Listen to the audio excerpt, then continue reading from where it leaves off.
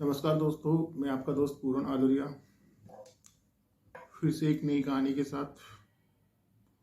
दोस्तों, आज की कहानी है वो जुड़ी हुई है एक शिक्षा के मंदिर विद्यालय से जुड़ी हुई कहानी है। दोस्तों, होता क्या है, एक प्रिंसिपल होता है। प्रिंसिपल एक लड़की को बुलाता है और उसको बोलता है कि तुझे पास होना है। तो लड़की ने कहा कि सर पास होना है। तो उसने कहा अगर तू मेरी बात मानेगी तो तुझे मैं पूरे नंबर दूंगा, और अगर तू मेरी बात नहीं मानेगी तो मैं तुझे फेल कर दूंगा, मैं तेरी साल बर्बाद कर दूंगा। इतना सुनने के बाद कोई भी लड़की यही कहेगी सर कि मैं आपकी बात मान लूंगी। अब उस बच्ची को कहाँ पता था कि प्रिंसिपल ऐसी बातें करेगा या ऐसा कुछ करने वाला है। वो फौरन हाँ कर देती है।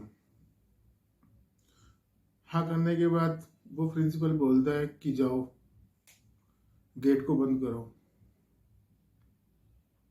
कमरे का गेट बंद करो। जब वो लड़की गेट बंद कर लेती है, गेट बंद करने के बाद वो प्रिंसिपल उस लड़की के साथ वो तमाम चीज़ें करता है जो एक शिक्षक और एक बच्ची कदाचित भी नहीं करना चाहिए। और ये सिलसिला उसके बाद यूं चला कि करीब 150 लड़कियां उस प्रिंसिपल के झांसे में आ चुकी थी। किसी ने इसका ऑब्जेक्शन नहीं किया।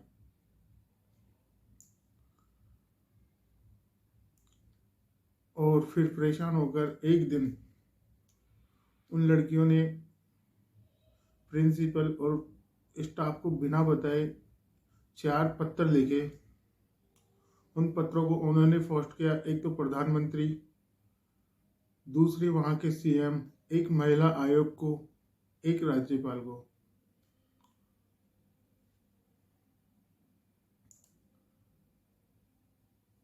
तो 3 जो लेटर लिखे थे, राज्यपाल, प्रधानमंत्री और राज्यपाल को, प्रधानमंत्री और सीएम को, तो उनकी तो कोई मालूम नहीं चला, वो तो सब ठंडे बस्ते में जा गिरे।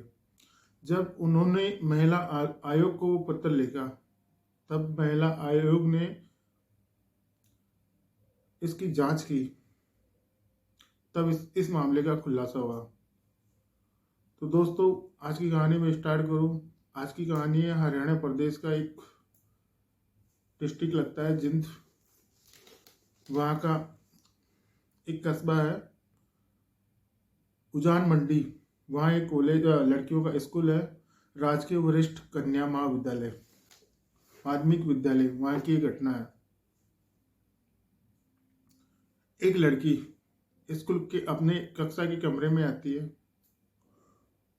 और अपनी सहेली से बातचीत करती है। तभी वहाँ का एक अध्यापक आता है और उस लड़की से कहता है कि तुम्हें प्रिंसिपल ने बुलाया है। वो लड़की उठती है, अपने प्रिंसिपल के ऑफिस में जाती है। जब वो प्रिंसिपल के ऑफिस में जाती है तो प्रिंसिपल उसको अपनी तरफ बुलाता है कि यहाँ आओ। वो लड़की प्रिंसिपल के पास जाती है। जाने के बाद वो बिल्कुल करीब बुलाता है और ये कहता है कि अब जाओ और कमरे का गेट बंद करके आओ। वो लड़की जाती है, कमरे का गेट बंद करती है। फिर प्रिंसिपल उसको अपने पास बुलाता है और उससे बोलता है कि तुझे एग्जाम में पास होना है। वो लड़की हाँ कर देती है। हाँ करने के बाद यह भी कहता है अगर तुझे परीक्षा में पास होना है तो जो मैं कहूँ वो सब तेरे को करना होगा। अगर नहीं होना है तो मैं जो कहूँ वो अगर नहीं मानेगी तो मैं तुझे फेल कर दूंगा, तुम्हारी साल बर्बाद कर दूंगा। इतना कहने के बाद वो लड़की वहीं से रोने लग जाती है कि मैं पढ़ रही हूँ फिर भी मेरे को पास और फेल करने की बातें कर रहा है। वो लड़की जैसे तैसे हाँ कर देती है। हाँ करने के बाद वो उसको करीब बुलाता है, उसको कंधे के ऊपर हाथ रखता है, कभी शरीर के ऊपर हाथ सहलाता है और उस लड़की के प्राइवेट पार्ट पे वो प्रिंसिपल टच करता है। और उसके साथ वो सब गलत काम करता है जो एक प्रिंसिपल एक लड़की के साथ नहीं करना चाहिए था, क्योंकि वो उसकी छात्रा थी और वो जो प्रिंसिपल था वो एक शिक्षा का मंदिर का एक पुजारी था, उसको वहां पर ऐसा नहीं करना चाहिए था। तो जब तक वो करता रहता है, जब तक उसका मन ना भरे, तब तक वो करता रहता है और उस लड़की को फिर बाद में भेज देता है। जब वो लड़की रोती हुई अपनी कक्षा में आती है तो उसकी सहेली ये पूछती है कि क्यों रो रही है। तब वो बोलती है कि ये प्रिंसिपल ने ऐसा कुछ मेरे साथ किया। तब वो कहती है कि तू अकेली नहीं है, यहाँ सारी लड़कियों के साथ ऐसा हो चुका है। तब वो लड़की, दोनों मिलकर कुछ बातें होती है दोनों फ्रेंडों के अंदर, और ये दोनों में ये तय होता है कि अगर हम इसका ऑब्जेक्शन नहीं करेंगे तो काफ़ी सारी लड़कियां बर्बाद हो चुकी है और आने वाली पीढ़ी की जो भी लड़कियां उनके साथ भी ऐसा होगा। हमको इस बारे में शिकायत करनी चाहिए, इसका ऑब्जेक्शन हमको उठाना चाहिए। तब वो लड़कियां जैसे तैसे करके हिम्मत जुटा के 4 पत्र लिखती है। 4 पत्रों के अंदर एक पत्र तो एक प्रधानमंत्री को जाता है, एक वहाँ के सीएम को जाता है और राज्यपाल को जाता है, एक जाता है महिला आयोग को। जब ये चारों पत्र को पोस्ट कर देते हैं, तब जो 3 पत्र होते हैं, प्रधानमंत्री, सीएम और राज्यपाल, वहाँ से तो कोई कार्रवाई नहीं होती, वो पत्र तो ठंडे बस्ते में चले जाते हैं। जब ये पत्र महिला आयोग के पास जाते हैं, तब महिला आयोग कार्रवाई करती है और कार्रवाई करने से पहले उस लड़कियों ने उस पत्र में कुछ बातें भी लिखी थी। 4 पन्नों का वो पत्र था और वो बातें ऐसी थी कि ये पत्र हमारे स्कूल में कभी भी ना दिखाया जाए, क्योंकि अगर ये पत्र हमारे स्कूल में दिखाया जाएगा तो राइटिंग से हम पकड़े जाएंगे। दूसरी बात, जो अधिकारी जांच पड़ताल के लिए आएंगे वो इस जिले से नहीं होने चाहिए, क्योंकि अगर ऐसा होगा तो प्रिंसिपल बहुत पावरफुल है।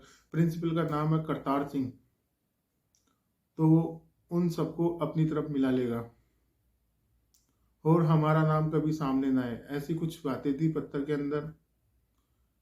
इन बातों को ध्यान में रखते हुए महिला आयोग ने कार्रवाई की और एक एसआईटी टीम गठित की और प्रिंसिपल के खिलाफ जांच पड़ताल शुरू की। तो जांच पड़ताल होने पर जो एसआईटी गठित हुई थी, उन्होंने पाया करीब 150 के करीब लड़कियां, 142 के करीब उनके साथ अब तक ये हो चुका है जो सामने आकर बताए जिन्होंने। क्या पता इससे भी ज़्यादा लड़कियों के साथ ये सब कुछ हो चुका हो, अभी तक पूरी तरह कहा नहीं जा सकता।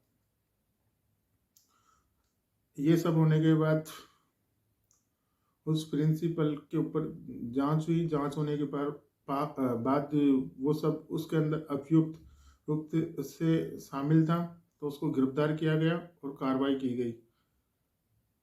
तो दोस्तों, ये थी आज की कहानी, कैसे एक लड़की ने निडर होकर उस प्रिंसिपल का सामना किया और सामना करने के बाद उसको सजा भी दिलाई। उसने 142 लड़कियों के साथ रैप किया, जो किसी को कुछ मालूम ही नहीं था। सब लड़कियों ने अपनी बदनामी के डर की वजह से अपने अंदर ही उस बात को दबाए रखा, परिवार वालों को भी नहीं बताया, क्योंकि परिवार वालों की बदनामी होगी, समाज में बदनामी होगी। तो ऐसा एक शिक्षा का मंदिर होता है और मंदिर के अंदर वो पुजारी वो उन भक्तों के साथ ये सब करता है, ये बहुत गलत बात है। जो कि सभी लड़कियों के साथ बारी बारी वो रैप ही कह सकते हैं वो करता है, ये नहीं होना चाहिए। तो दोस्तों, ये थी आज की कहानी आपको कैसी लगी इसका लाइक, शेयर और कमेंट जरूर कर दीजिए। मैं आपका दोस्त हर दिन ऐसी ही कहानियाँ आपको पेश करूँगा। Thank you. जय हिंद। धन्यवाद।